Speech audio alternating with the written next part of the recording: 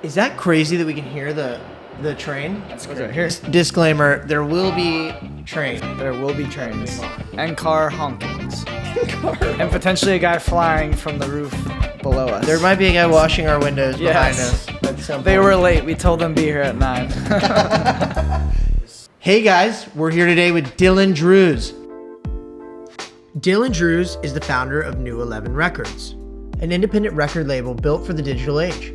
Dillon is a marketing guru and has been successful working with talents on campaigns for Cardi B, K-Camp, Young Thug, Big Sean, Post Malone, and more.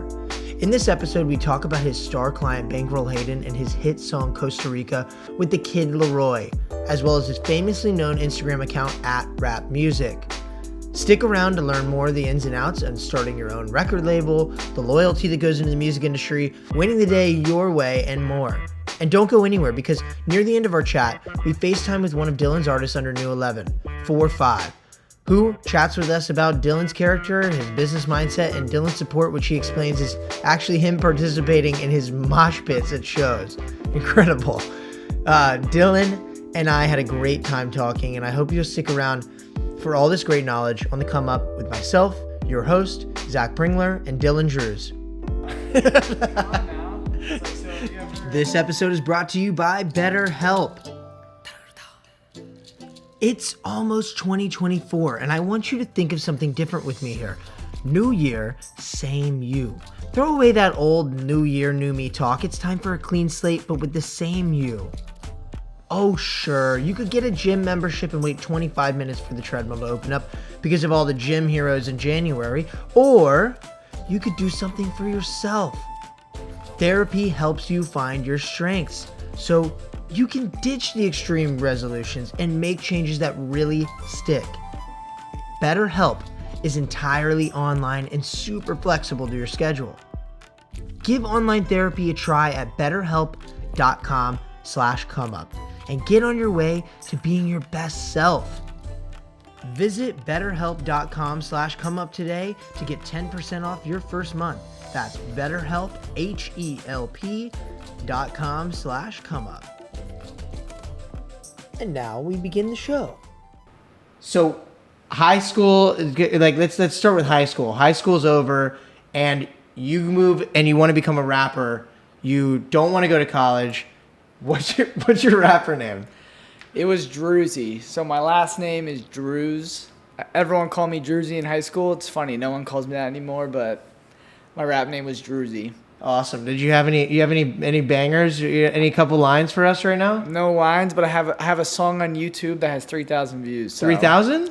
Yeah. Huge. Only 300 million more and I'll be platinum. And you'll have one of these over there. Exactly. Yeah, that's great. And so you moved to LA, which is tough for you, and you told me that it got you sucked into the superficial world of Hollywood. So how is that like being like a young guy living and working and experiencing LA, new city? How did you network and navigate that city?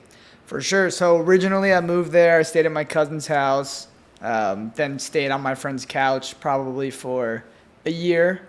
My cousin introduced me to the local LA scene, whether it's kids that go to private school, public school, actors, entrepreneur, whatever it may be. I was actually a year older, so I should have been a freshman in college. My cousin was a senior in high school.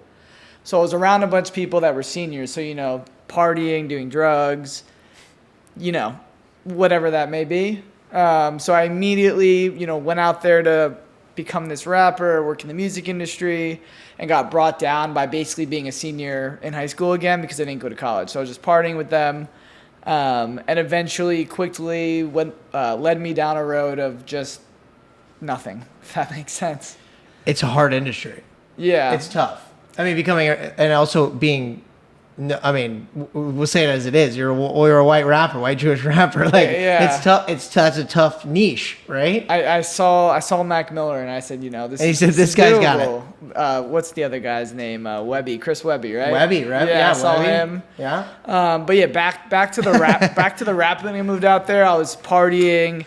I was trying to rap. There was a bunch of these like other trust fund kids trying to rap. I'm not a trust fund kid, but a lot of other I've noticed a lot of trust fund kids try to rap, you know, because they try to take daddy's money to act suppressed, you know, not to get into Dad, I got this really great investment for you. I'm gonna become a rapper. Exactly. So I was around those type of people. And I quickly realized I am not talented at rapping and don't actually like it that much. And I only wanted to do it to be famous. And I quickly realized I don't want to be famous. So took a step back. Yeah. And that's cool because but you did have a fascination for it and you're currently involved in rap, very much so. So that was something that kind of shaped your journey, I guess, right? Yeah. So, essentially, I quit rapping and I didn't know what I wanted to do for 2 years. And then full circle, it kind of came back randomly. Yeah. Just sort of the universe connected the dots. So from my understanding, you started this because your sister asked you to help her friend get some followers. So that was how it all started. And she asked you if you would help out. And you said, of course I'll help out. You kind of had nothing going on, like you said, with your career, with your rap career. So you said, I'll help you with the Instagram. How did that happen? Yeah, so I literally, like I said, I was working at Chipotle, serving tables, bored, you know, when I'm not working my shifts. My sister called me and said, Dillon, my friend, he's a health influencer. He needs help getting followers. What can you do? I have a very obsessive mind. You know, I have OCD for sure. So I said, all right, let me figure this out. I just spent hours and hours and hours trying to figure out how to do it. Eventually, I came up with a super niche, creative way that was proprietary at the time, and helped him gain followers. And then I said, oh, crap. You know, I could do this for more people. So I would just DM protein company brands, lifestyle brands, and I would say, listen, I'll grow your social media for free products. So that's kind of how it started. Yeah. And that's a huge thing today. So is this something that you felt like could be monetized into a career? I mean, you were getting obviously free products, but when did you see money as part of that? Yeah, so there's a company called Natural Stacks, which I still use. I pay for it now, but they have protein, supplements, and I cold DM them. I said, hey, I can grow your social media. I can help you get sales. I'll trade you for products. So they would just send me boxes of everything I wanted, which I thought was awesome. And then I remember I had an internship at the time in film, which we'll talk about later. This guy said, you know, we want you to do more. We'll PayPal you. We'll pay you $500 a month. And I remember I got that $500 PayPal, and I thought it was like $1 million check. It was like, oh my God, I can make money off Instagram. This is insane. Yeah, that was the gateway. That was like, oh my God, if I could do this with one account, I could do this with a million different things. And no one was making social media. This is 2014, 2015. So it wasn't like it is now. There wasn't really influencers there. People didn't know you can make money off Instagram yet. Yeah. You know? I mean, I kind of want to jump into that. We talked about just a minute ago your internship which is Rebel Way, right? Yeah, Rebel Way Entertainment. And you work in movies helping them do what? What was that exactly? So it was a company called Canon Films from Israel, which is the Go-Go Boys, which is the most legendary film production company to come out of Israel. It's this guy, Yoram Globus and Menyaham, I forget his last name. They did all of the Sylvester Stallone movies, so Cobra, then Runaway Train. I don't know if you know, in the 80s and 90s, those small, low-budget movies with, you know, shooting. Yeah.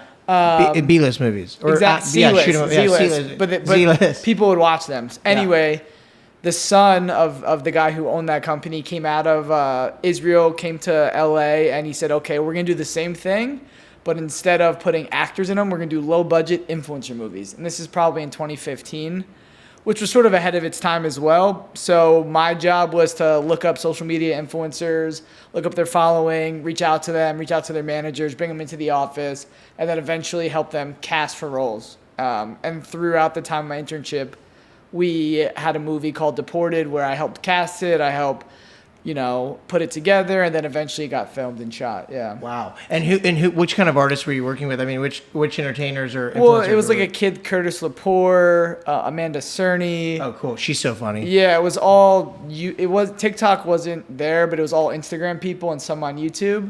Alexis Ren, great. Remember her? Yeah, she's great. Jay Alvarez. Yep. So all these people. What about the Paul brothers during this time? No.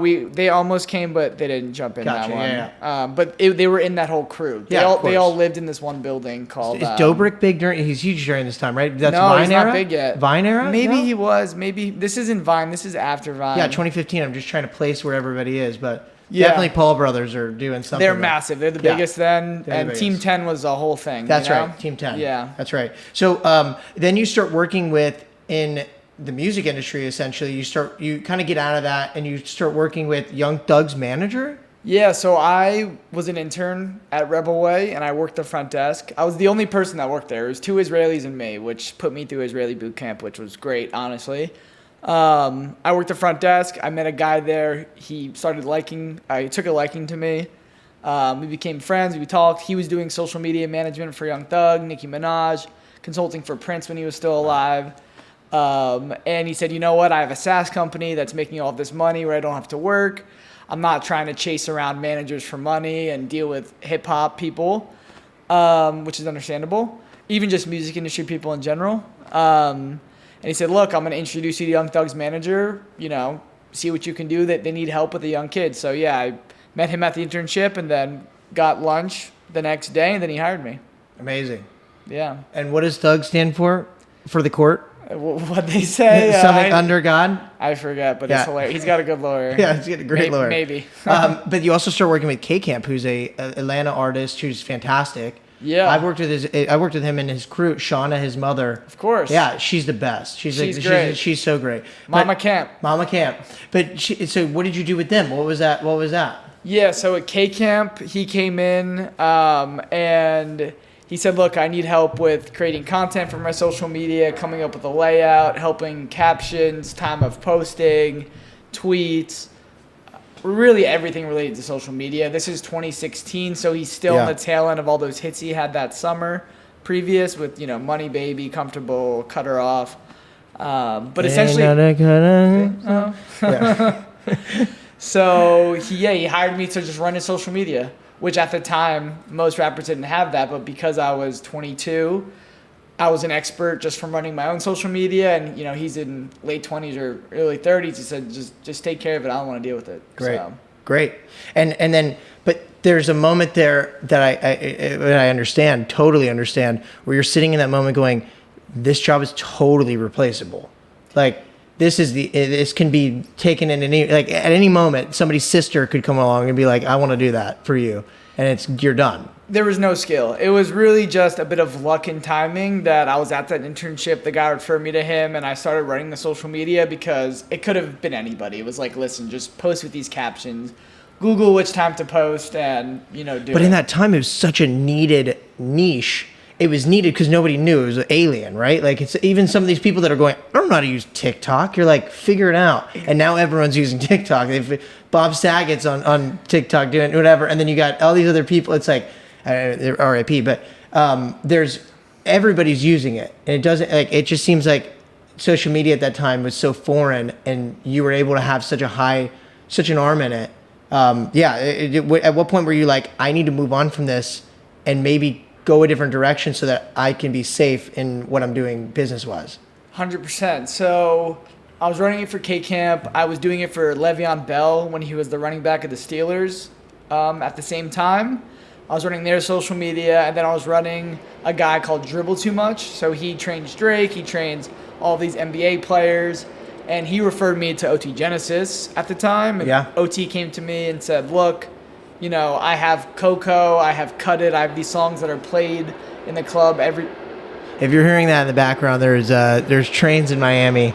Yes, there are. I mean, I've never seen anybody use them, but there is a train here. There is a train here. I've never been in one. And these mics are good quality enough to pick that up. So hey, you know what? Extremely high quality. Yeah, we're just showing you what we got here. Okay, so going back to OTs. OT came to me and said, look, I have Coco, I have Cut It, but I only have 500,000 followers on Instagram. People don't know who I am. They sing my song every night, but if you were to ask the average person, who is OT Genesis? What does he look like? What are his top songs? They would not know. Right. So I said, okay, look, let's figure out a content strategy and a way for you to go viral where we connect the music to your brand and still make it cohesive and organic so people want to follow you. And at the time, I started building relationships with meme accounts, rap accounts. My friend was actually running World Star at the time, so I had a plug where I could just send him content. He would post it straight up for free. Yeah. And then at Rap and whatever, hood meme pages. So he did all these crip walking stunts where he would be at the gas station, in front of the White House, in Dubai with the whole setup. And he was doing all this crip walking, which was hilarious. So we'd put his music behind some, or we would just straight up do that. And then I would blast them on all the World Star accounts, all the hip hop accounts, and then bring them back to his page. And he went from gaining like 5,000 followers a month to, over 100,000. And wow. I took him from probably like 600K to 1 million in like half a year. Wow. So you would use other accounts to kind of put him on that map, and it would go back to his account essentially. Exactly. So I was seeding content. So he would send me the video, and then I had 15 pages, and I would send them all the pages. Then I would say, okay, you guys all post right now. And it looked like he was going viral, Amazing. but I was artificially creating it. What does the war room look like with all these guys? Do you guys have a group chat, or is this like a Discord or anything that you guys are? It was Kick. Kick. Oh, Kick. I was using Kick chats with Wow. a bunch of 15-year-olds. Yeah, everyone's just grinding. Grinding. I mean, everyone now is you can imagine how much those pages have grown over the years. And it was Telegram, and that's what got me into growing accounts too, was becoming friends with all these people in the industry. Wow. And I was sort of the not the gatekeeper, but the bridge to all of these rappers, because no one had access to them yet, because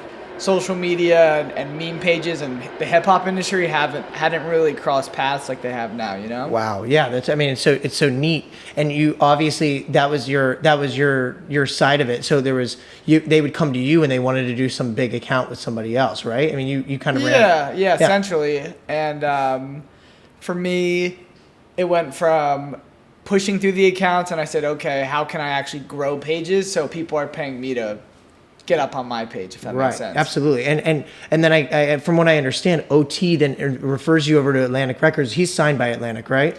He's signed by Atlantic Records, correct. Okay, so he ends up going, hey, Atlantic, you got to check out Dillon. He's got it going on. And they start putting you on to other people? Essentially, somehow they found out I was working with OT. He was sort of the case study and the concept that made them trust me. And they emailed me, or they reached out to me, and they said, hey, we want to do what you're doing for OT for our other rosters, or for the rest of the people on our roster. But instead of growing the social media, how can we do this to push music? How can we promote a song versus promoting an artist? So it went from managing social media to growing social media followers to pushing the music. So Atlantic Records started hiring me to market the music. Tell me, who did you work with? My first client with them was Cardi B, which was pretty crazy. Wow. It was Bartier, Cardi, if you remember that song. Yeah, huge. Huge. And at the time, when I was running K-Camp and OT Genesis, I started growing Spotify playlists on Spotify. So they were third-party playlists where I created them, and then I ran ads to them, and you can place a song, and it would boost the stream. So I had a bunch of Snapchat pages, and I would just blow traffic towards the Spotify playlist, and then made 20 or 30 playlists where I can produce hundreds of thousands of streams a month. Wow. So when Atlantic came to me, they said, look, we need playlisting support for this song. I would say, okay, well, I'm going to guarantee you X amount of streams. So the first client was Cardi B, and then they said, okay, Dillon, we want to do a meme marketing campaign. I was working with Jack Harlow when no one knew who he was. People thought he was Napoleon Dynamite back in the day. This is like kind of looked like Napoleon Dynamite. This is 2018, 2019. I was working with Jack Harlow. He's had a real glow. He had a crazy glow up. He had a great glow up. I would market him, and I'd listen to his music. I said, this guy's amazing, but I don't know if it's gonna work. And him and K-Camp were actually really close from day one. But yeah, so I started doing all types of campaigns for Atlantic, and then from there, someone worked at Atlantic referred me to someone at Interscope. Someone at Interscope referred me to someone at Columbia. Then all of a sudden, I was just doing marketing campaigns for every major label. Wow. And I mean, I'm going to list a couple other names. Big Sean, 2 Chainz, Migos, Post Malone. Is that all correct? Yeah. All those people, all those campaigns. Yes. Wow. I mean, and you're working directly with Atlantic to do that, correct? So all different labels, like Big Sean's at Def Jam, Post Malone's at Republic, but artists I'm working with their label, and then sometimes the management team as well. Wow. And you were able to monetize. I'm guessing this wasn't necessarily like a very legal thing. Maybe it was like, is that a big, we don't have to conclude this. That's fine. I'm curious, like Spotify had to have caught on to you at some point and been like, you can't profit off of our playlist. Is that a thing? All of my accounts got deleted. No way. Yeah. So they did catch on to Which it. is fine. I don't mind talking about it. Yeah. So Yeah. I had it for 3 years. I had one of the largest third-party playlists on Spotify. It was doing better than most of the editorial lists. And somehow I think one of my competitors snitched on me and said he's selling slots. Wow. I don't think they actually found out, but there's 2 or 3 playlisting companies that didn't really like each other.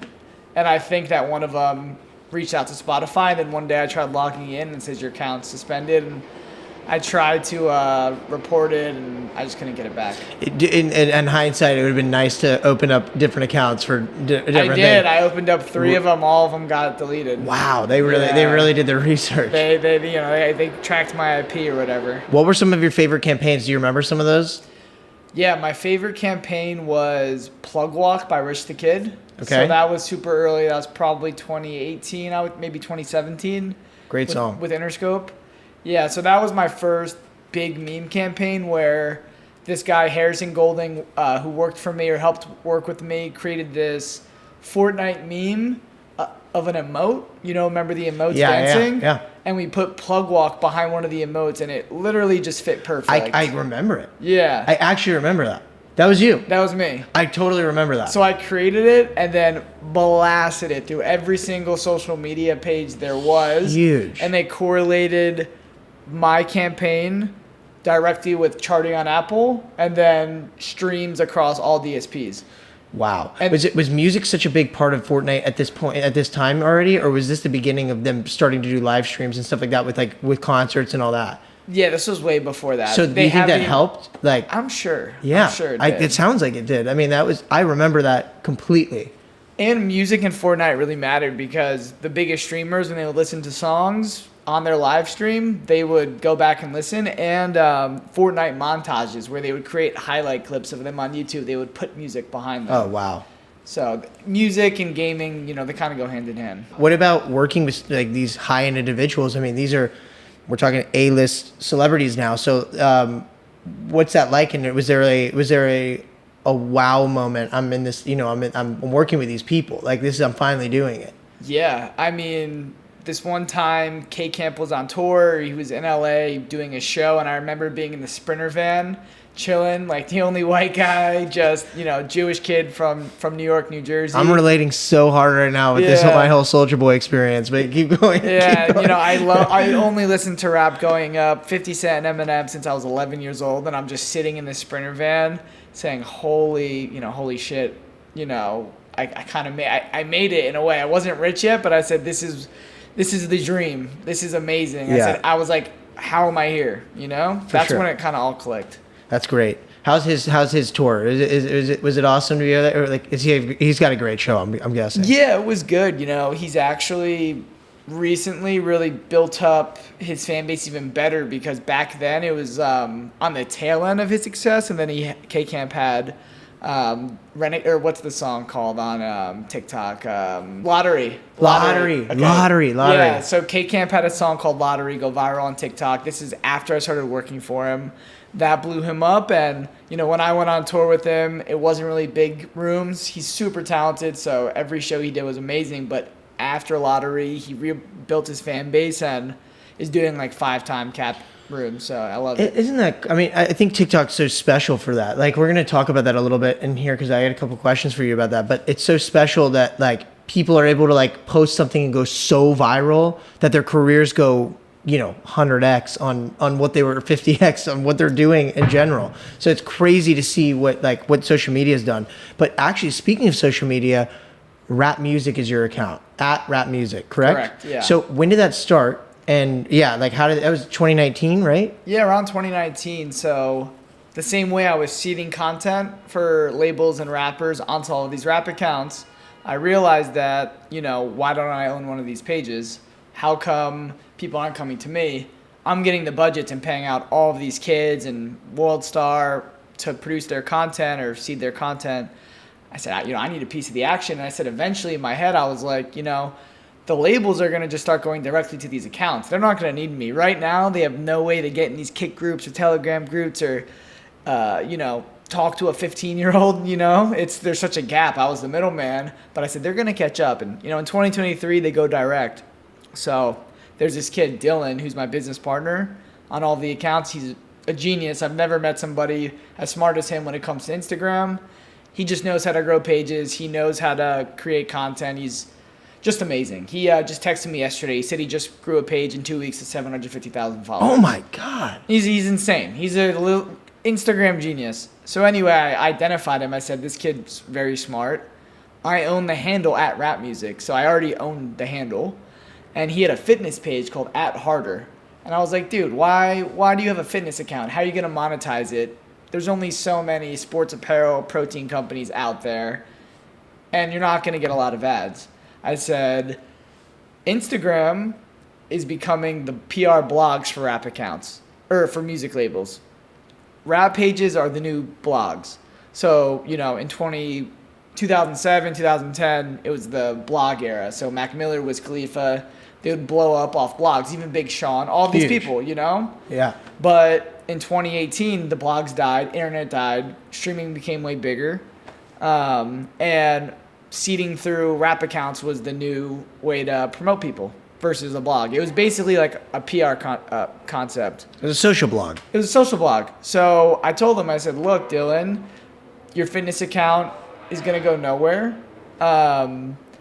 Let's flip it into a rap page. So I said, look, listen, I'm going to invest X amount of money, and we are going to slowly convert the content from fitness to general memes to rap memes to rap news and memes. Yeah. I've seen a lot of these accounts where I love reading the comments. I'm sure you do too. That's where it's at, right? Like, it's like the photos are great, but and the memes are great, but the comments are where it's at. Were you getting a lot of hate from these people that were gym guys that were like, dude, why are you posting this? This is ridiculous. Is it like that for a while or no? They would just unfollow, but not so much. We did it so subtly and smart that it was very general, funny content. It wasn't fitness, somebody lifting 200 pounds and then Migos getting jumped. It didn't go from X to Z, whatever, A to Z. It was very much, okay, this person's lifting, then DJ Khaled boxing. So it was incorporating a rapper with fitness. With fitness, yeah. And then there's, all different types of content with rappers fighting and stuff, or doing fitness things. Yeah. And then those people would unfollow that obviously didn't want to see. And then we would be bringing in, with the money I invested, we'd be bringing in only rap targeted followers. Great. So as they would leave, there would still be 5x of rap fans coming in. And we went from 2 million, now we have 4.6 million. It seems like an easy go-to to collaborate with some of these accounts. Were you collaborating with other World Star accounts and stuff like that to grow followers that way? Yep. Was that the good old days? The good old days. The good old days. It was called Shout Out for Shout Out, S for S. S for S. Yeah, so there would be Kik groups. And by the way, if you don't know what Kik is, it's essentially a messaging app, on iPhone. And there'd be S for S chat. So if you had a basketball account, a fitness page, a rap account, you would put your page on private. You would send them a video compilation of all this crazy things. They would post it on their page. They'd say, go follow @Rap Music for the craziest rap content on Instagram. Yeah. We would take their content, let's say it's a sports page, go follow best celebrations, the craziest sports account on Instagram. So we would do that, we'd go on private, and we would gain hundreds of thousands of followers. Yeah, of course. And overnight. Yeah, one time we grew 200,000 followers overnight. But Instagram caught on, and they basically, they figured out a way where if you posted something like that, they would block the algorithm, so your post would essentially die and you can gain no followers. So nobody does it anymore. Wow.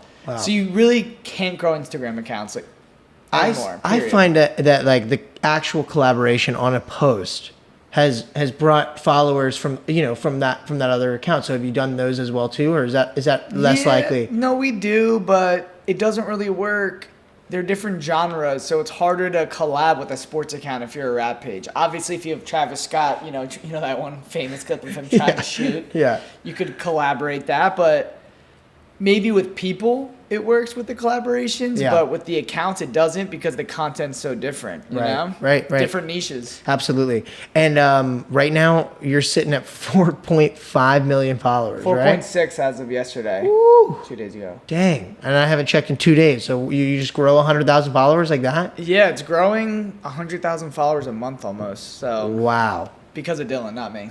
Because of Dillon. He's the genius. He's a genius. Yeah.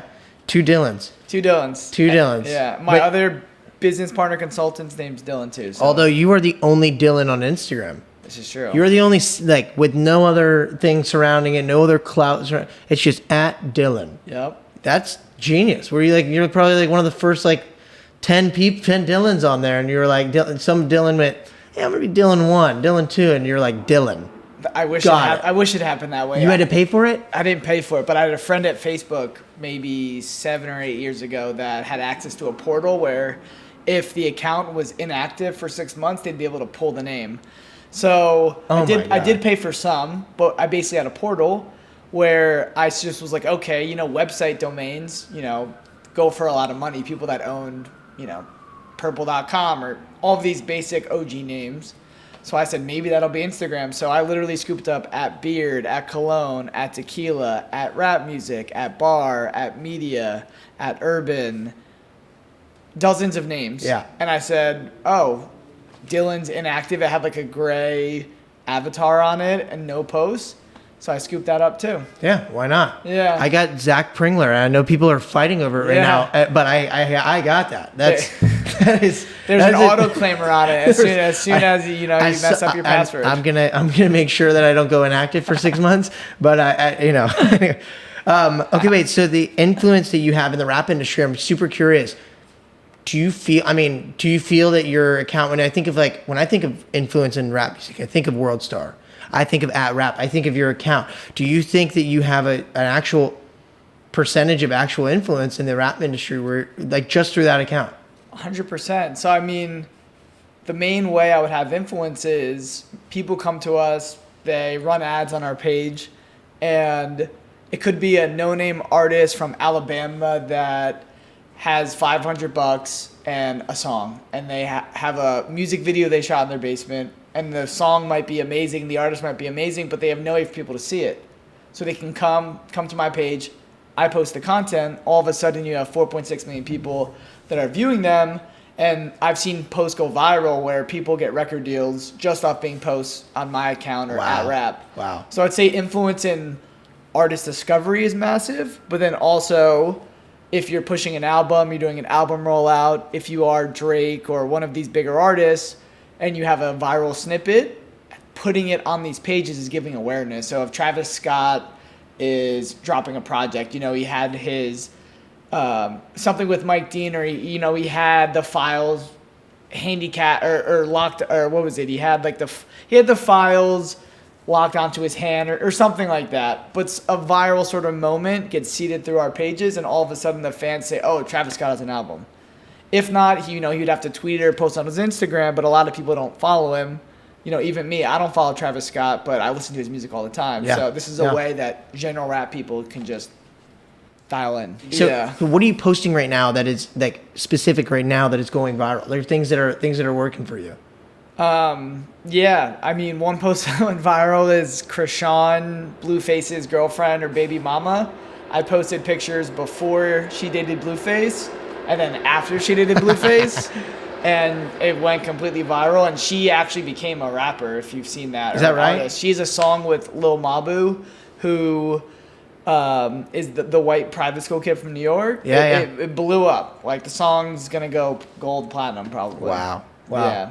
That's amazing. And do these people hit you up through this account to help you, to help scale? Like, do they go direct in DM to you? Yeah, so it works differently. Sometimes there's an agency that comes to us, the rapper DMs us, a rapper texts me, a label texts me, a label emails. We have an email. all different ways, honestly. Great. That's great.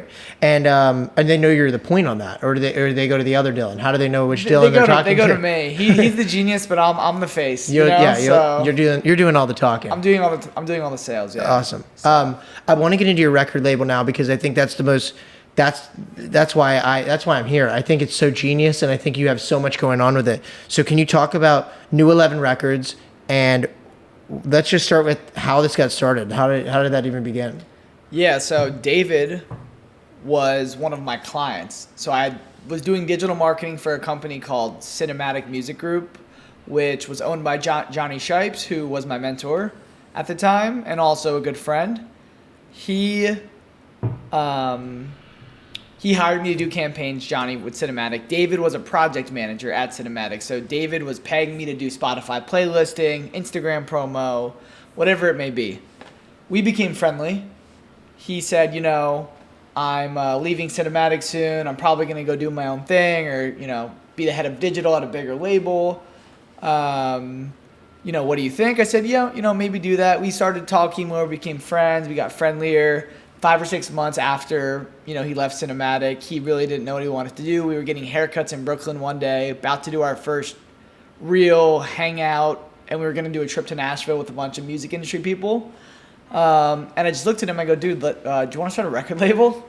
And he's like, let's do it. It literally happened while getting haircuts in Brooklyn. I said, let's try this. Awesome. And I was like, what should we call it? And he said, should we call it this? Should we call it that? Should we call it this? That? And both of our birthdays are in November.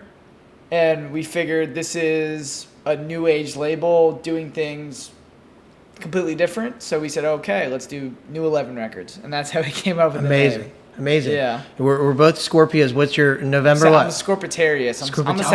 You're on the cusp, Sagittarius. So what does that mean? What's your birthday? What's your birthday? November 22nd, wow. 1972. That's right. It changes right then. I'm 11/11. Nice. We both have, the 1/1/2/2. That's why I fit right into. That's it. That's why we click. You looking for a job? I'm looking for a job right now. No. And New 11 Records sounds great. That sounds like it's something I need. It was funny. We had 3 interns, and all their birthdays were in November. We were all sitting down one day working. It's hilarious. A requirement. Well, our head of A&R is December 1st. We said, yo, what is this? Yeah. Don't start looking. You got to say, like, we're looking for somebody with a birthday that's November. So you don't get in trouble for 20% increase in salary if your birthday's in November. You get extra money. You get better PPO insurance. Yeah, better. Yeah, you get paid time off. Big paid time off. So I was curious about that. What happened with or why it was 11? But can you go into what you guys do specifically?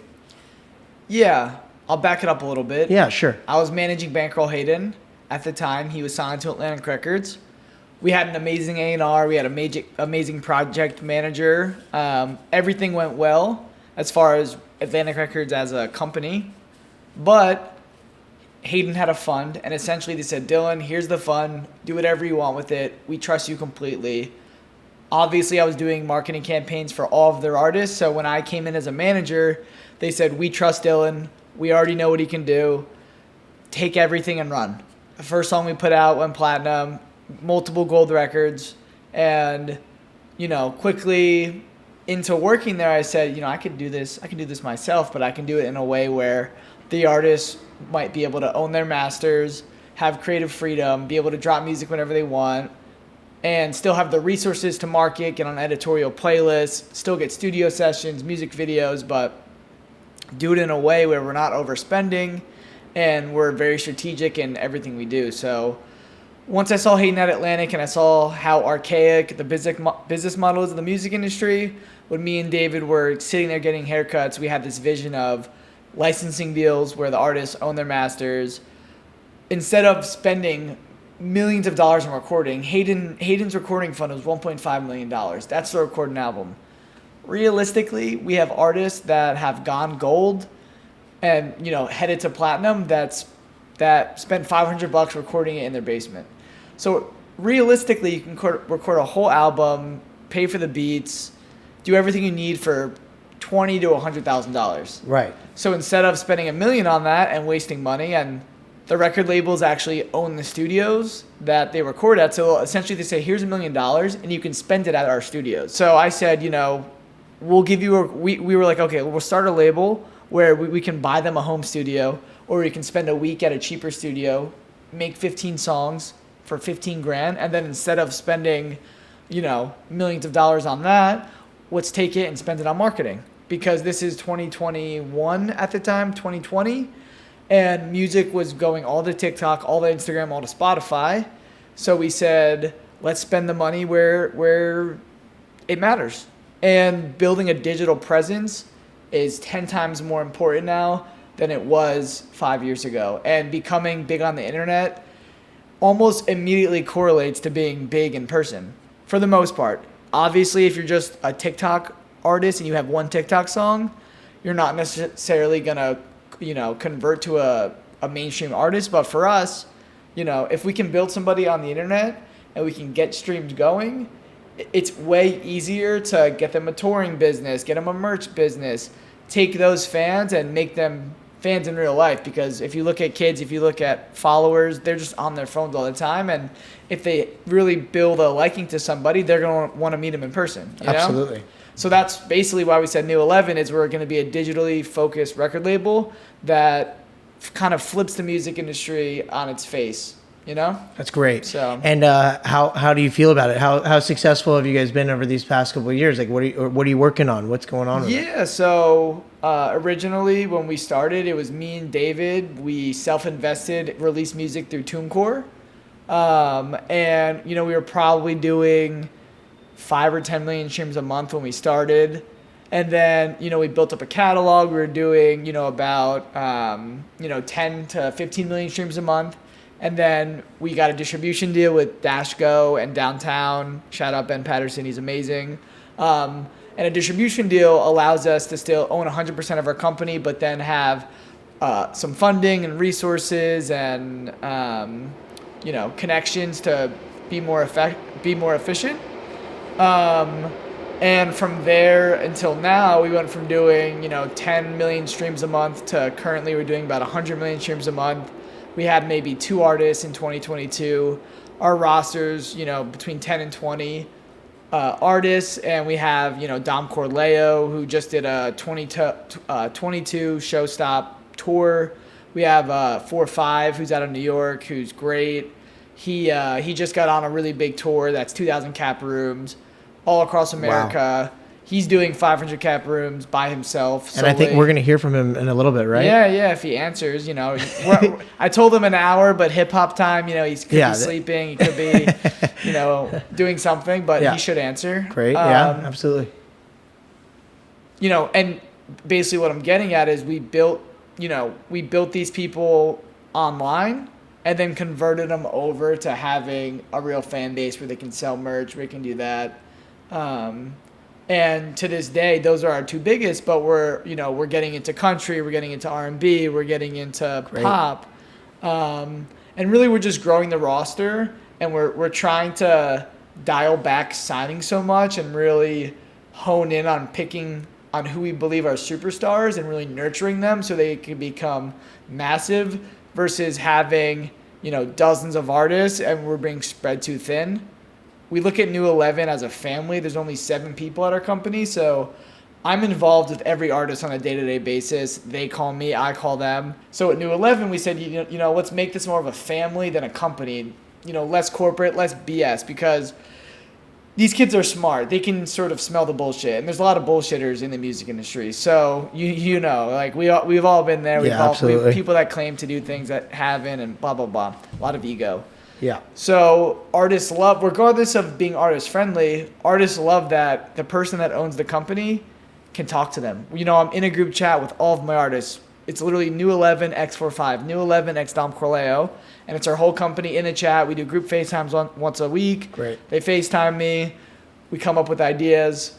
So I think that's a huge aspect and huge selling point is that you have access to me, which is what people want, versus being at a normal record label where you have a project manager who's getting paid $50K a year, who has no incentive to manage the art or to project manage the artist. You have a salesperson at the label that doesn't really care. You have a digital marketing person that is doing digital marketing. And it's watered down with other artists as well, too. Yeah, well, it's like at a label, the digital marketing person is being underpaid, and they don't really care because they don't own equity in the artist. They have no incentive to really push. A major label could be dropping 5 songs a week. So if you're a digital marketing person, you have 5 songs, you're just going to pay 3 agencies just to check the boxes. Right. Whereas for me, I'm like, okay, we're dropping 4 songs a month.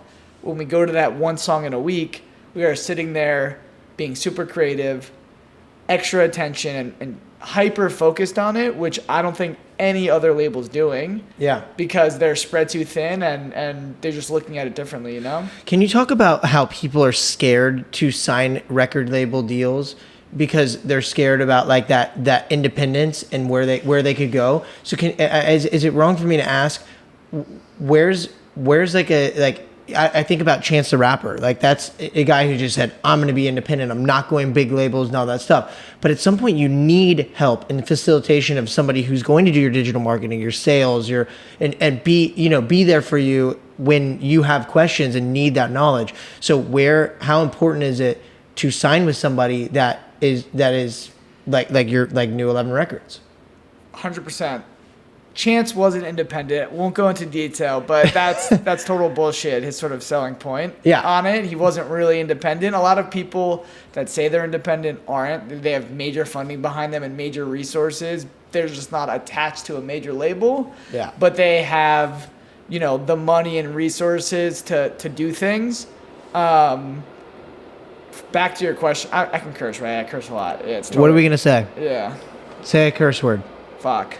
Shit. Yeah, shit. Cool. We're Jeez. there. We did it. It's a Zuby. So, there's been this hyper analyzed and over promotion and sort of concept and idea in the music industry of you have to own your masters. You can do everything by yourself. Artist first, artist friendly. And a lot of it's just bullshit because you can own your masters, but if your masters are worth nothing, why does it matter? Right.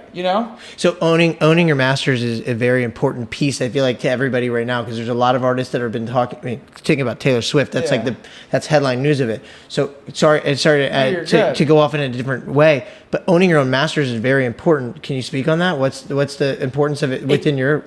It can be important, but it also can't be. It really just depends where you're at. So it's all about leverage. So in the beginning, let's look at it like a clothing brand. So let's just say you're a guy and you're super creative. You make a clothing company that has amazing designs and logos and you have the best print, but nobody cares because nobody knows that you make this clothing. Nobody goes to your website. Nobody knows nothing. So a label would come in and basically imagine Atlantic Records is Louis Vuitton, and it says, okay, let's do a partnership with your clothing company, and let's take your designs and collaborate with Louis Vuitton and then market them to the world. It's like, okay, they might come in and take 50% of your business or 70% of your business, but all of a sudden you're getting 30% of a massive pot of what Louis Vuitton has master distribution and sales for. So it's the same thing with a label. Now this guy might not own 100% equity in his company, but he's making so much money and that whatever percentage he owns matters. And then one day he could sell his 30, 40, 50% for 1,000,000 times X than he ever would if he was just selling shirts, out of his basement. Makes total sense. So back to the, Taylor Swift, I think you hit a point where, let's just say you're an artist, even you signed to a New 11, Sony, any label. At the end of the day, you're going to need resources. You're going to need money to market, money to record, money to shoot music videos, money to tour. There's just so many things you need money for. And you might have the talent and the skill set and the team and the creative, but if you don't have money and the right team to bring that to fruition, it's not going to work. So what I'm getting at is, your first deal as an artist, if you have no streams and no leverage, you should give up your masters. You should give up long-term licensing deals because you can build leverage, and then once you're done with that deal, then you could say, okay, I want to be independent because I have this foundation. And even when I say being independent, it just means partnering with an independent label where you're still in your masters, like a distribution company, where they only take 20% or 50%. Right. And you can take what you did over here and really blow it up. You know? Does that make sense? Absolutely. No, you absolutely, yeah. I totally get it now. So if you're a Taylor Swift, you're so massive, and even Justin Bieber and Lil Wayne, you see these people, when they sell their catalog, they're only selling their percentage of the entire royalty of what the labels own. Right. So when Lil Wayne sells his catalog, he might only have 25%, but he sold it for $100 million, you know? Yeah. I mean, would you know this? I saw Justin Bieber sold for $200 million. Yeah. Is that his entire collection for $200 million? And does he only own a percentage of that? Yeah. Or, okay, so he's just getting a percentage of that. He's just selling his To percentage. me, that sounds so low on what I feel like he has. If he has a 15-point royalty, so the way major label works, I'm not going to get complicated. Sure, they go off a royalty basis. So New 11 is off net receipts, so it's a profit split. But if you're signed to a major label, they do royalty. So let's just say there's $100. Justin Bieber would get $15. So it's points. They call it a point system. Got it. So same thing in movies. Exactly. So Justin Bieber has 15 points out of the 100. So he's a 15-point royalty. Right. And that's recoupable off of what he does. So essentially, to even recoup any of the money, he would have to make like 7x of that 15. That's how it works. He only recoups off his 15% share.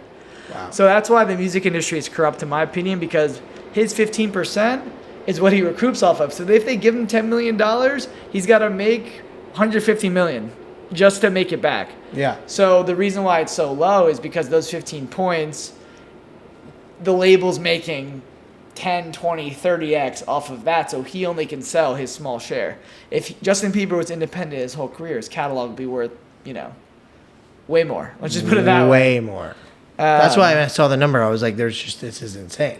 Yeah, and it's only his back catalog. So a lot of people will sell their back catalog, which means their existing compositions, and then they'll keep their futures. Okay. So that's like a big thing. Like Lil Wayne sold his back catalog, but new music he puts out, he owns. This episode is sponsored by BetterHelp. If you're thinking of starting therapy, give BetterHelp a try. Give online therapy a try at betterhelp.com/comeup and get on your way to being your best self. Visit betterhelp.com/comeup today to get 10% off your first month. That's BetterHelp, HELP.com/comeup. And back to the show. I want to get into how you pick them for your label, how you pick them for your management side. I know you're doing less management and more label now, but like speaking on the management side, how did you find talent? How did BANKROL happen? Yeah. Talk about that. For sure. So this is probably 2017. I'm doing all these marketing campaigns. I'm helping Plug Lock go viral, Cardi B go viral. All of these people I'm helping, Kendrick Lamar, J-Rock, all these musicians are making so much money for their label. And I said, why am I blowing all these artists up when I could be blowing my own artists up? This makes no sense. It kind of hit me one day. I said, wait, what am I doing? You know what I mean? Like, I'm making money, but my value is in sweat equity. It's essentially the more campaigns I do, the more money I make. But if I stop at any point, my money's gone. Whereas the labels, like you said, Justin Bieber makes $100,000 a day, and they're not doing anything. Yeah. The money just comes from people streaming. Yeah. Which is great. So which is insane. It's like the craziest asset. Even the gift that keeps giving. Even my label, it's like nuts. I'm not gonna say how much we make a day, but it's cool. It's like we did the marketing a year ago. We stopped spending, and people keep listening. It's an amazing business for everybody, including the artist. So I said, I'm over marketing for labels. I need to get into management. I didn't even start a label yet because I didn't even understand how that side of the music industry worked. I only knew the marketing side.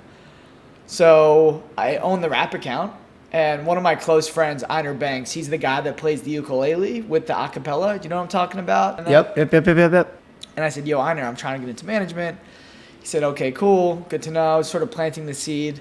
He calls me maybe a month later, said, hey, Dillon, I have this kid, HAYDEN. He lives near me. He doesn't really have a manager. You know, he has a following on Instagram. He does these little freestyle snippets, but every song he puts out does maybe 500,000 streams or 1,000,000 streams. He needs help.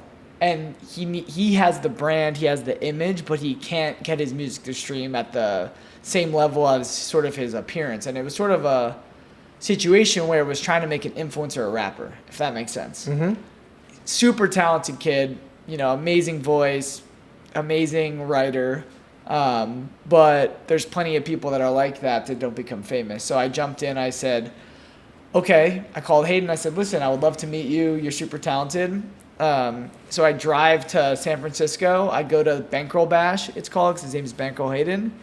And he performs, and I immediately said, oh, this kid's a star. There was actually 3 or 4 other managers there trying to also manage him that I didn't even know about. There was even a guy, we were driving around, we went to In and Out. There was a guy that was following my car that wanted to manage him every stop. He went to the bathroom. The guy pulled him into the bathroom. It was like a bit. What? Yeah, it's like a war. It was a war for this. I was like, the way I look at life is what's meant to be is meant to be. Yeah, and you didn't want to you wouldn't have wanted to step on anybody's toes. It's just. I'll step on toes all day. I'll step on toes all day. It's more of I know my value, I know my worth. You're either rocking with me or not. Yeah, you're either in or out. Like, I'm gonna be okay without you, so I don't need you. You know, it's like a good thing for life. I would love to have you. I'd love to manage you, but if you don't see my value, what's the point of even working? You know? Sure. So super confident. Yeah. So after months of talking to him, I signed him to management. He's on a distribution deal with a distribution company. Yeah. And he says to me, I want to go to a major label, but how are we going to blow up this music? So at the time, he probably had 40,000 monthly listeners. Right. On Spotify, which is like nothing. And I said, you know what? Screw it. I'll invest my own money. I'll put up 30, 40K, handshake agreement with Hayden. I said, we're going to get you a record deal. I'm going to blow up your next song. So I knew in my heart and my intuition and my gut that I was the person for him. And even till this day, whether I continue to manage him or not, we're sort of connected on this soul level. If you want to go deep into spirituality, we have almost a soul contract with each other where I feel like he's a little brother for life, no matter what. Great. Beyond music. We just talk about regular stuff half the day. Okay, so I'm going to invest 40K in him to blow up a song. So we have this song called Brothers. It's just a snippet of a chorus. And I said, this is the song we have to finish. So Hayden and this artist make a song. I was in the studio with him the entire time. They previewed it. I remember it got 1 million views first day, 20,000 comments first day on the preview. I said, okay, this is the one. And then I just start adding the fire. I do meme marketing, Spotify playlisting, influencer marketing, everything. I throw the entire kitchen sink on the record, and it just starts blowing up. It ends up doing 400,000 streams a day. All the people I'm doing marketing for are calling me, but instead of saying, hey, Dillon, we run a campaign for you? It's Dillon, let me sign your artist. Even my friends were making fun of me, and they said, this guy's too good for you. There's no way that you're managing this kid. This doesn't make sense. Because they said, oh, who's this nerdy digital marketing guy? He can't be managing an artist that's blowing up this much. And that's one thing that I take pride for, is that most digital marketers don't really become managers or label executives. And for me, I really am a creative. I wanted to rap. I understand music. I can be in the studio. I have an ear for talent, but I'm also super business savvy and, minded. And I can identify, resources and talent. So the song blows up. Everybody's calling me. Yo, we want to sign your artist. We want to sign your artist. So we start doing studio sessions with all of these people. And one of my marketing clients, Jordan Marsh, he is an artist called Josiah. I'm doing marketing for him, but I really like this guy. I really trusted him. He's an A&R at Atlantic. We signed Hayden to Atlantic Records, and that sort of was the beginning of everything. He got like a 7-figure deal, and we did it in 2 months, and I got my management commission, and I go, wow. I said, I need to be a manager now, but I realized that was a unicorn situation. It was sort of just divine timing by the universe. We got to tell the story. How did Costa Rica come about? How did this even happen? Yeah, so this is definitely my favorite song I ever helped put together or put out, management or label. One day I was in the studio with Hayden. We didn't close our record deal yet. We had a studio in Los Angeles, West Hollywood. Hayden's just in there freestyling to this beat, freestyling, and he's sort of getting nowhere. He's having writer's block. He's coming up with little bars here and there. I'm just texting somebody on my phone about going on a trip to Costa Rica. All of a sudden, he pops his head out of the booth and goes, "Dillon, what should I rap about?" And I just go, "Costa Rica." And he goes, "Costa Rica, swipe a Visa 17, but I'm going to be a millionaire." He said, "I'm going to be a millionaire," because we were shopping record label deals for the previous song that came out, Brothers. So we were getting 7-figure offers. So I told him, rap about Costa Rica, but then he switched it into, 17, but I'm going to be a millionaire, because he was about to be a millionaire in the next 3 months. Wow. And then that was the first song we put out on Atlantic Records. It went gold, and then it just went platinum a couple months ago, and that sort of created him as an artist. We had Kid Leroy in the remix, and sort of skyrocketed him to success. Wow. And do you feel like those kind of moments, those synchronistic moments where you just had something that you were doing kind of play an effect to some of your artists? Do you feel like you've had a couple more moments like that? Is that your favorite one? That's my favorite one, because I created the concept to an entire song that his whole career he's known for. If anybody knows who BANKROL Hayden is, it's because they know Costa Rica with Kid Leroy. So it's very special. And at the time, we did the music video in Hawaii, so everybody thought it was Costa Rica. But what the heck? We went to Hawaii. We had a run-and-gun videographer. We didn't have any production company, so I went from doing digital marketing to managing, and I had to produce this entire film in Hawaii. Why not Costa Rica? I don't know. We should have went there, honestly. Is Costa Rica not the best place in the world? It's the greatest place in the world. Yeah, they're a blue planet, so they're like a blue spot, blue zone. Sorry, healthy, blue zone. Yeah, healthy.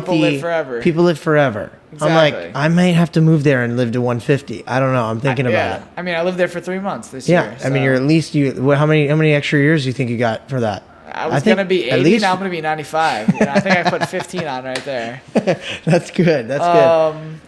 It's the fruit juice. It's the passion fruit and the mango. It's the pura vida. It's pura vida. It's pura vida. That's right. Yo hablo español un poquito. Solamente pocas palabras. You're way better than me. Stop. No, you're going to outshine me on that one.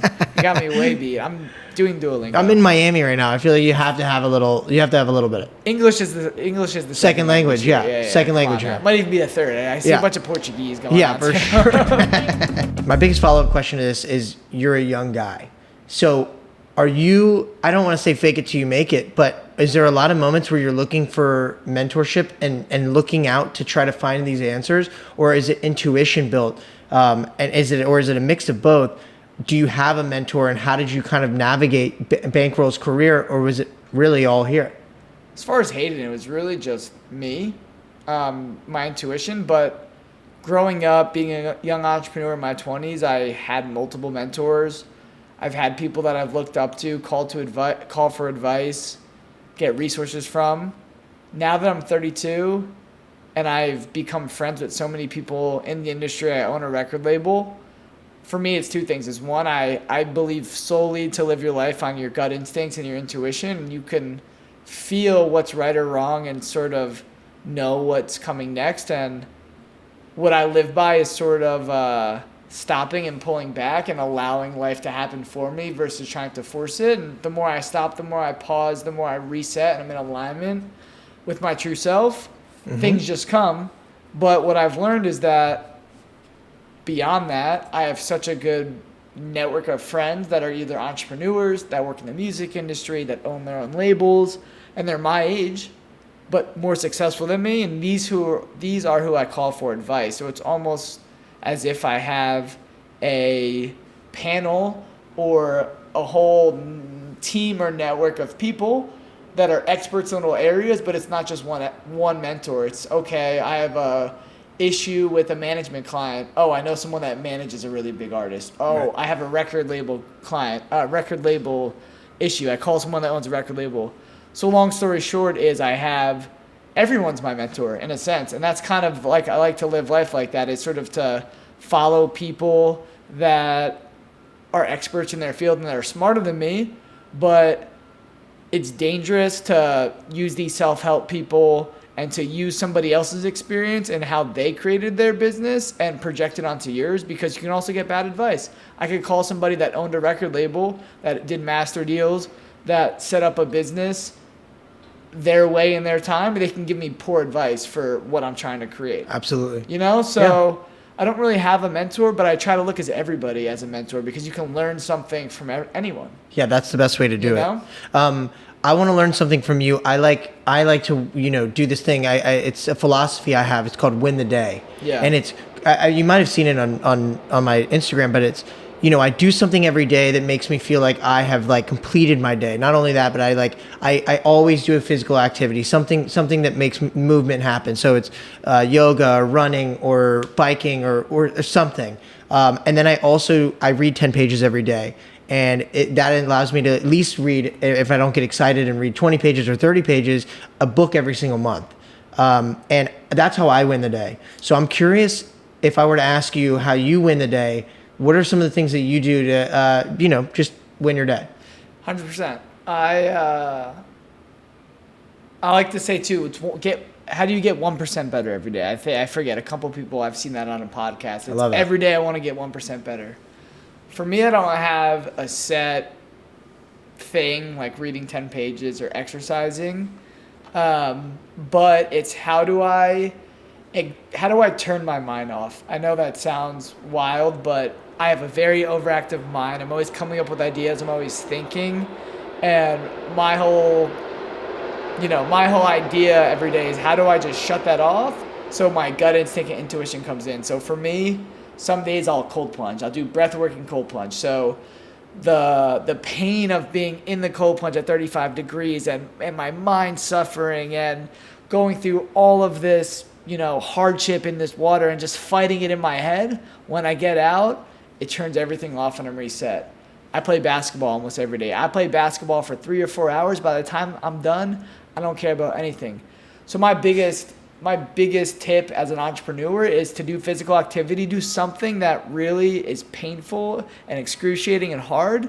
Because if you do that, everything else is easier. Absolutely. And that's how I live my life. It's just do something that's much harder than anything else you're doing that day, and everything becomes easy. Absolutely. And you're also a boxer too. I am a boxer. Yeah. I mean, but you train, and again, that's part of that like activity that when you exert that much physical exertion, you I don't lose give a shit about nothing. Yeah, it's a stressful. The career is a stressful career if you don't have those things set in place. So, additionally, when you do use those energetic moments, when you do push your body a little bit more, I'm curious, how do you push your energy, considering that this is a mainly nighttime career? You probably, and I listened to you on another podcast, and congratulations, those are great podcasts, by the way. If somebody else is watching and you want to learn more, he's got other podcasts. But you talk about how you personally are more productive in the morning, and you use kind of the afternoon to just reset with that movement. How do you continue to have more energy throughout the day? Do you do anything is that the cold plunge? Is that something like that gives you more energy? Yeah, I would say I love doing walks with calls. So I try during the day, if I have any calls, 11, 12, 1, 2, 3, I take them while walking. So I'm in the sun, I'm getting sunlight, I'm walking, I'm pacing. A lot of times you won't see my face on Zoom, but movement is the most important thing. What makes me tired is sitting down on my computer, sitting down on a Zoom call. Yeah. It really fatigues me, but I try to do exercise in the afternoon, cold plunge in the afternoon. We're literally just walking. I'll walk around. I'll literally walk in my hallways and take a call.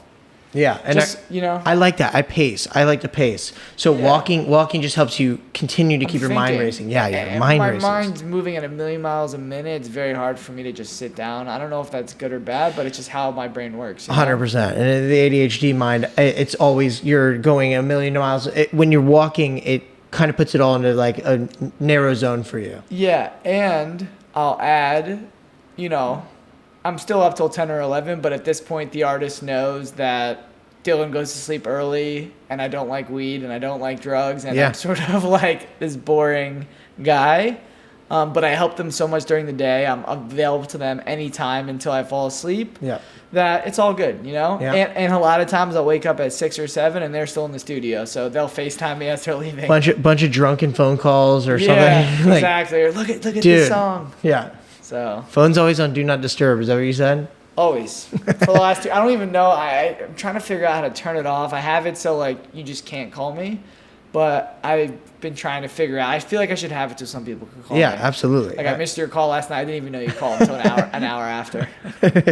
Yo, So, my bad. forgiven. My bad. Okay, so what about this is kind of, coming to an end, but I'm curious about breaking a star.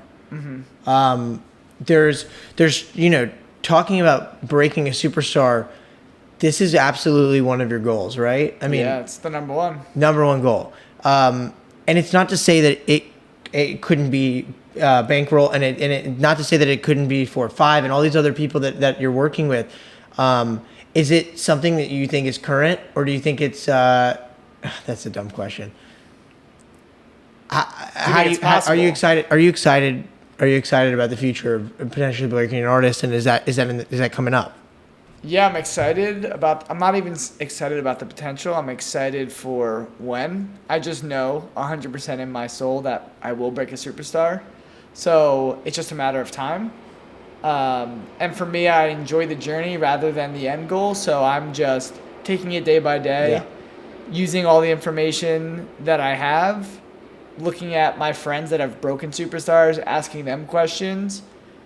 It's really about, it's almost, raising a child to succeed. You have to nurture them. You have to be there for them. You also have to set boundaries for them.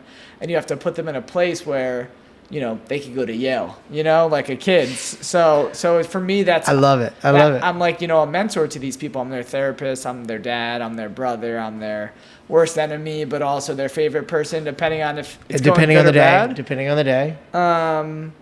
But it's exciting, and like I said, I enjoy the day-by-day aspect of seeing the small growth that builds over time. Even like us as people, we said, read 10 pages. If you read 10 pages a day, in a month, that's a book.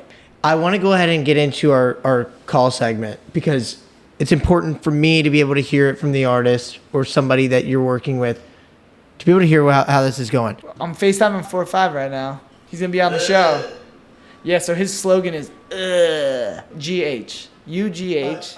No, but he'll his chains are like the UGG logo, but and he calls us 11, and he made shirts to say 11. You got it here. I can just show you it if you want. Yeah, no. I'm gonna get Should him. I have it on when we FaceTime? Do you have a him? chain? No, I have the shirt. This is 11. FaceTime. No, I'm going to with the shirt on. Yeah, just bring. We'll have it in the background. You don't have to put it on. You didn't. I mean, I don't know. I was just. Evan. Let's see if he answers. All right. And we're calling FOURFIVE. Uh-oh.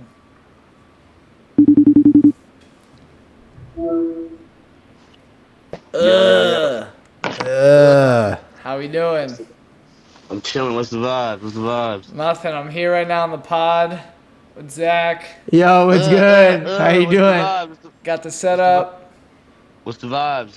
What's the Nothing vibe? much. Nothing much. We're just wrapping up. He wanted to talk to you. Yo, What's the vibes? Talk to me, my boy.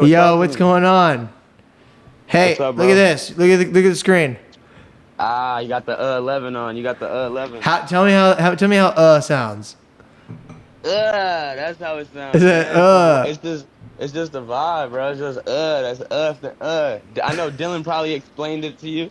Now tell him. Bro, I got look. the T-shirt now. I got 11. Make sure you wear that proudly, man. Yeah. We need you to wear that proudly. For sure. Put that on with pride. For sure. I'm bringing it to the next family gathering. That's gonna be the only T-shirt I wear. They're gonna be like 3 days in a row. You got to take this thing off. Hey, I want to talk to you about Dillon if you got a second. Are you? Oh, there you are. Yeah, I got a second. I got a quick second. Yeah, man. Hey, so who is Dillon to you, and how important is Dillon in your life? Nah, Dillon's the GOAT, bro. Dillon's helping us, make everything happen, make everything possible. If it wasn't for him, it'd probably be a little more of a process. I appreciate everything that he does for us, and he's just the GOAT, man. That's the OG. That's the OG. Yeah, that's the OG, man. Yeah, and you know when he first started talking to you, what was that like? Like, did you know you were in good hands? Nah, yeah, for sure. He was like, he was just as excited as I am about this shit. So like, our energies matched, and it was just perfect timing. And the one thing like is to find somebody that believes in you just like how you believe in yourself, and that's the energy he gave. Awesome. And what does it mean to be rep by New 11 Records? To have that record label? Man, New 11, man, just wait a couple more years. They finna be at the top of the food chain, man. Yo, it definitely sounds like it. How has Dillon helped you handle issues that have come up? I mean, has there been specific moments that you can recall? Oh yeah, for sure. Like, it's just honestly the main thing is just being able to communicate with him, just a quick phone call away. That's like the most important part. And like obviously he's busy as hell, but he's always available. That's the biggest thing. Like whenever shit goes left, he knows I'll call him quick. Like when we had an issue a couple months ago, I'm over here like, yo, we gotta find this dude right now. We gotta find him. Yo, and we make stuff. He makes stuff happen, bro. Dillon makes things happen. he definitely does. We're chatting a lot about it, and I'm wondering. I see it. I want to know what you see. How's his demeanor in a professional setting? Have you worked with him like that or no? Oh yeah, for sure, man.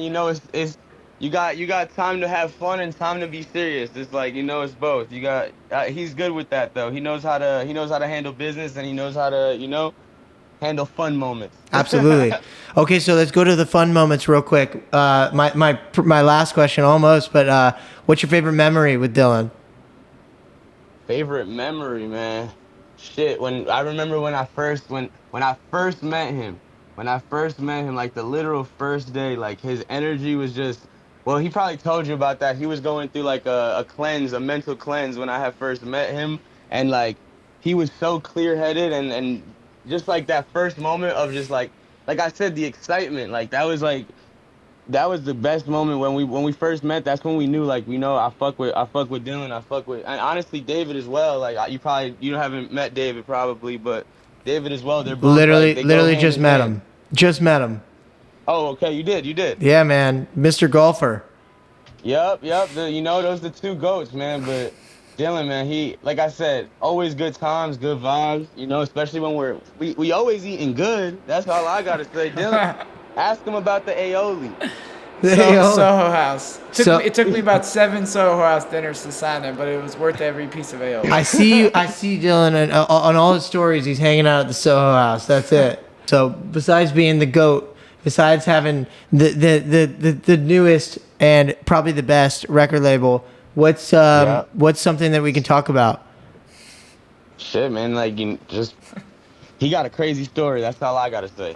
He got a crazy story. He from the jump, like from the beginning when he was just like an intern at like when he was telling me about working with cause for me, one of my favorite artists is Young Thug. So like he used to work with like the team closely, and so I like just all the stories he has is like he's been through a lot, man. He's been through a lot, and I'm telling you, man, like a couple years, New 11 is gonna be at the top of the food chain. Like I'm telling you. Let's go. And they gonna remember the 11 for sure. That's all I gotta say. They gonna remember the No cap, Mo. No cap. And but like Dillon, man, he's a GOAT. Like I keep saying, he's a GOAT, and time gonna tell. Facts. Yeah. Absolutely. Where you have you seen Dillon out in maybe one of your shows before? Have you seen Dillon there that did support you? And bro. Dillon's been to like bro. Dillon's been in the mosh pits. I mosh pit. Do you? Yeah, I'm a real one. You are a real one for being there. But what is that? How does that make you feel when you see him out in that crowd? That's what I'm saying though. Like you know who really believes in you when they're at the shows. They got the merch on. They're really like in the crowd, and they know the songs. It's not just like You know, he could have signed me. We could have worked together, and then me and him never talk one day ever. But like me and him are actually like locked in. Like, so that's why that's the most important part. That's dope. Hey, I really appreciate you, man. Other Nah, I other than appreciate y'all. other than the dumbest question I had, which was, what do you have against other numbers other than 4 and 5? But no, I'm just kidding. Yo, hey, thank you very much for this, and well, I'm gonna pass you back over to Dillon. And All right. thank you, man. Nah, I You're the goat. appreciate you, man. I appreciate the Yo. kind words, my boy. Goats, no Nah, goats. yo, Dillon, hit me up. I'm gonna hit you later on. We're about to finish this record. We're about to finalize the Yes record, mix it and everything. So I'm gonna hit you later on. All right, let's get it. All right. All Peace right, out. peace. Dude, great guy. He's the best. Yeah, just great energy. He's amazing, right? He's like what the ideal artist I look for. The ideal. Yeah, he seems like he's just, well, first off, he seems like he's very vocal, very fun. He's got high energy. He's a leader. He leads me. I want artists to lead me. Yeah. I want them to say, yo, this is the vision. This is where I'm going. Just help me get there. Well, you know what? I guess this is the perfect segue for it, but the 80-20 split with management and just in general, it's more, the artist needs to put up all that fight. Like, if the artist isn't doing anything, then it's not going to go anywhere. So he's that guy that like makes sure, I mean, like you just said, he's the one that's like pushing it. He's pushing it. He has a clothing line, a merch. He's a clothing line that's completely separate of music. New York City Gun Club, which sells merch, does collabs, has a whole fashion side to him. Then he has the merch, which is for his music fans. There's some people that cross over to both. And then, you know, he has this vision of combining the fashion with the music. If you go to his Instagram, it's CM45 all spelled out. His branding is on point, super creative content. His whole story is dialed in from every moment to moment, and it's very it's orchestrated in a way that is set up for success. And he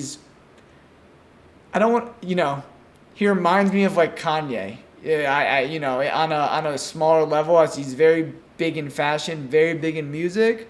But he's coming up with all these crazy ideas. He had 20,000 monthly listeners. He never had a song that had 300,000 plays. And we're sitting there the first time I met him, and he's telling me, yo, like, this is going to happen. This is going to happen. This is going to happen. I'm going to do this. I'm going to do that. I'm going to do this. And I fucking believed him. I looked at him. I was like, it's going to all happen. I just felt. And, like, most of it's already happened in a matter of 6 months. It's great. So when I think one of your questions is, how do I find talent? How do I discover them? How do I sign them? Yes, there's research. Yes, there's intuition and listening to songs. But an artist like FOURFIVE is 1 out of a million, because rarely do you have an artist that knows their brand, knows the direction they want to go, has the hometown sort of fan base, and is also very malleable and teachable. And even though he wants to go this way, he's totally open to my opinion on how it can be done better. Great, and I love that. I love that. It's amazing, honestly. It's the best art. It's one of my favorite artists that I've signed on our label. I have many that I like, but personally, like, me and David sort of split up our time with who we work with, and I like to work very hands-on with him. Yeah, So. he sounds great, and thank you for calling him. I mean, it's awesome to hear. It's awesome to hear how his point of view is on you. I think that's great. No, it was good to hear too. Absolutely. Now you know. Yeah, I was like, well, was he gonna just cook me? Like, what are we gonna do? Okay, I want to get into advice. This is the last part of our chat today. And the advice that I would like to get is somebody who's enthusiastic about starting a record label. What's the advice that you'd give them? Just do it. I mean, the advice. Nike? Please don't sue us. Yeah, right. That's not a slogan used. It's not a slogan. Okay, wait. Somebody who's enthusiastic about starting a record label. The reason I say just do it is, don't think, do when it comes to a record label. So a record label, when you think about it, is, it's this big thing. What's a record label? Really, all it is a contract that the artist signs. So to have a record label isn't owning a basketball team. It isn't really owning a business with employees. It is these things, but really it's just a contract with the artist. So you can have a record label with just yourself and one contract with the artist. So for me, if you believe in an artist and you have some sort of resources of funding, it can be small.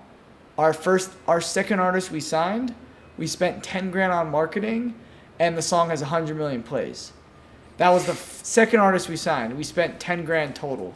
So if you have a ear and you can find an artist like FOURFIVE that believes in you, you don't need to overspend a lot of money. It's just practice. It's like anything else. If you're enthusiastic about starting a record label, just start a record label. Because the music industry has no point of entry. You don't need a college degree. You don't really need I had no connections. Literally every connection I made, I built myself. I had no dad that was in music. I had no uncle. I had no cousin.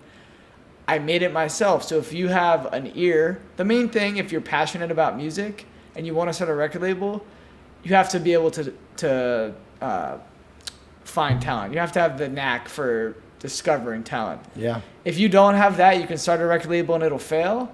But if you have an ear, and the way you know that is if you work in music and you hear this song and you're like, oh, this person's really good, or oh, that person's really good, or this person's really good, then they blow up, they keep blowing up. That's how you sort of know you have the knack for it. And that's what I look for when I'm hiring employees to discover talent, is how good is their ear. So Elijah, shout out Elijah, he's the head of A&R at our label. I'll let the train pass again. Shout out Elijah King, he's the head of A&R, so he's the head of discovering talent. You know, we have a group chat that he just sends artists to every single day.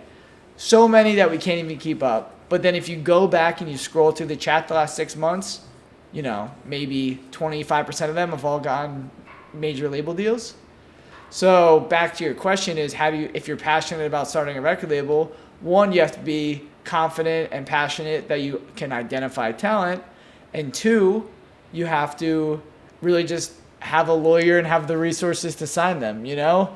I'll just put it this way. I created the label while getting a haircut with one of my best friends, and we had a one-page contract, and we signed an artist for 10 grand that ended up making hundreds of thousands of dollars. That's not going to happen every time, but just trial and error, just go. Because it's such a beautiful industry that you don't need there's no red tape. You can do whatever you want. You know what I mean? Yeah. It's literally the only industry like this. Like, even talking about it blows my mind, because you think of entertainment, if you're an actor, if you start a movie, if you want to build a production company for film, that costs hundreds of thousands of dollars. You have to have massive amounts of employees. Think about a pro sports team, same thing. Can you name any other business that's like this, where you can literally sign an artist, do something for 10 grand and make 700 grand the same year off of one song?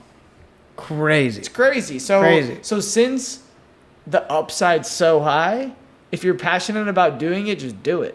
You know? And if you have a good ear, the universe or the momentum is going to come back and gift you with that. And if maybe you don't have a good ear, maybe the record label's business isn't for you, you can partner with someone that does, or manage. Some people like managing instead.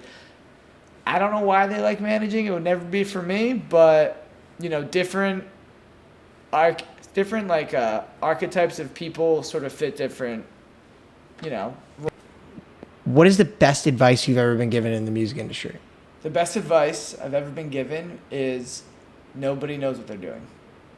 And what I mean by that is there's no point of entry to start a record label, to manage an artist. You have gangsters, you have trust fund kids, you have kids that went to music school that learned this very cookie cutter black and white way of the music industry entering. You can have a lawyer that has money that wants to invest in musicians. I've seen everything. I've literally seen someone that owns a food chain wanting to get into music. Wow. Everybody wants to be around celebrities, and it's the easiest way to get in. So essentially, because there's no formality, there's no, you know, when you become a lawyer, you have to pass the bar. There's nothing like that. Nobody knows what they're fucking doing. It is the wild, wild west. Yeah. So I'm not going to say I'm the smartest person in the world. I'm constantly learning. I don't know everything about the music industry. Yeah. But I know more than most. And just me knowing more than most puts me at a huge advantage because most people don't know anything. Yeah. You know? Yeah, absolutely. And it's an instinctual, like you said, business. So you go with gut, you go with some mentorship with your friends, but not everybody knows what they're doing, so it's on you. Yeah, and that sort of goes into hiring my employees, finding artists, is I find people that do know what they're doing. So it's in an industry of people that are clueless. If you can find the people that have a clue, Yeah. that's who you have to attach with quick. And at every label, at every management company, in every sort of system, there are certain people that do know what they're doing, which just skyrockets you to the top. Yeah, absolutely. You know what I mean? Essentially. Yeah. Awesome. So that's my second one. I have one more. yeah, Are you ready? ahead. Yeah. What's one important lesson that you've learned that everyone needs to know if they want to become a successful manager? And we can actually do this as a part 2 if you'd like, because I want to know. Say it one more time. I want to know, but the manager. But if you want to do record label as well too. But I'd like to know what's one important lesson that you've learned that everyone needs to know if they want to become a successful manager. Keep your emotions in check. Don't take anything personally. Pause before you react and always respond calmly. I know that was many things, but being a manager requires an immense amount of patience and time and more patience and more patience and more time. Essentially what you're doing is you become a fireman and you're just putting out fires all day. So the artist can have an issue with paying their rent. Their water bill could be turned off. They call you. They could be breaking up with their girlfriend. They're going to call you. They want to book a studio session. They're going to call you. They're having an issue with their label. They're going to call you. Their label has an issue with the artist. They're going to call you. They have a show in Utah that they missed their flight for. They're going to call you. So if you want to be a manager, you just have to be ready for immense amount of problems because you're essentially raising a child. And I feel like with my management clients, I've taken on that role of mentoring them, raising them, teaching them, and having the space and patience to allow them to be crazy and not take it personally. Because what I've learned about almost all super creative, smart artists is they're highly volatile and emotional. That's just what comes with being an artist, you know, and it's not personal to you. And if you don't attack them and respond negatively, they always come back and apologize. So that's really my number one advice is be calm and don't take it personally. I love that. You know? All that advice was like amazing. Thank you. You're welcome. I don't have any more questions. We've run out of cue cards. Come up. Lucky number 11, and again, like our theme, we have 11 love different it. Cards. Thank you again for course. meeting with me, and it's been a pleasure to get to know you. Yeah, thank you. Yeah. I appreciate it. Great pod. Great pod. Thank you.